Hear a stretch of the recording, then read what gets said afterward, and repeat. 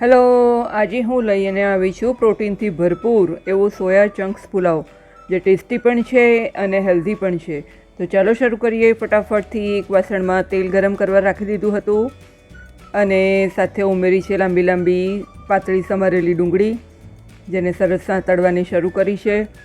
હવે એમાં એડ કરીશું લીલા મરચાં અને આદુની પેસ્ટ, જે પહેલાં બનાવીને રાખી હતી મેં, એને પણ સાંતળવા રાખી દઈશું. સરસ સાંતળે જઈશ, કચાશ ના લાગે એવું સાંતળી લઈશું. હવે સાથે લીધા છે ગાજરને પણ મેં લાંબા લાંબા પાતળા એવા સમારીને તૈયાર કરીને રાખી દીધા હતા. હવે ગાજરને પણ ઉમેરી દઈશું. ગાજરને બહુ આપણે સાંતળવાના નથી, પણ થોડો ક્રંચ આવે ગાજરનો તો પુલાવમાં ખાવાની મજા આવે છે. તો એવી રીતે રાખીશું આપણે. હવે ઉમેરીશું અંદર ટામેટાની સાથે મિક્સ કરતાં થોડું મીઠું પણ એડ કરી દઈશું, જેથી ટામેટાં ઇઝીલી ચડી જાય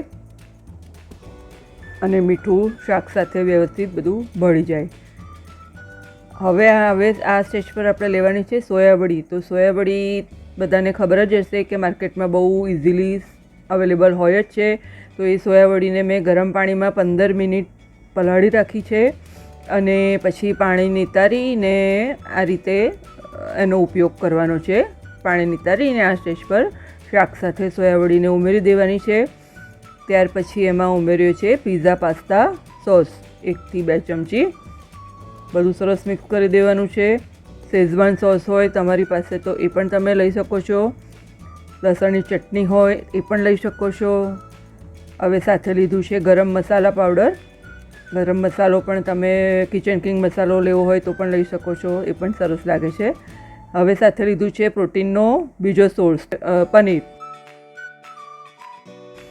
પનીર પણ તમને છોકરાઓને પણ ગમતું હોય છે, તો જે પ્રમાણે વધારે ઓછું લેવું હોય એ રીતે લઈ શકો છો. અને બધી સામગ્રીને સરસ રીતે મિક્સ કરી લેવાની છે. હવે સાથે લીધો છે ભાતને મેં સૌથી પહેલાં રાંધીને સાઈડ પર ઠંડો કરવા રાખી દીધો હતો. હવે આપણે અહીંયા ભાતને ઉમેરીને બધી સામગ્રીને સરસ મિક્સ કરી લેવાની છે. સાથે થોડો મેગી મસાલા પાવડર નાખવાનો છે. ભાતનો ટેસ્ટ સરસ ઉભરીને આવે છે, બહુ ફાઇન લાગશે પુલાવમાં મેગી મસાલા પાવડર. અને સાથે લીધો છે થોડો સોયા સોસનો ચાઇનીઝ ટેસ્ટ પણ એટલો સરસ લાગે છે કે ઘણાને સોયાવડીનો ટેસ્ટ નથી ભાવતો.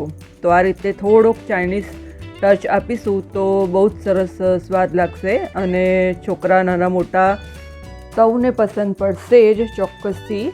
અને આપણે આને 1 પોટ મીલ પણ કહી શકીએ છીએ, જેને આપણે લંચમાં પણ લઈ શકીએ છીએ, ડિનરમાં પણ લઈ શકીએ છીએ અને છોકરાઓને ટિફિન બોક્સમાં પણ આપી શકીએ છીએ. તો તૈયાર છે પ્રોટીનથી ભરપૂર એવો સોયા ચંક પુલાવ.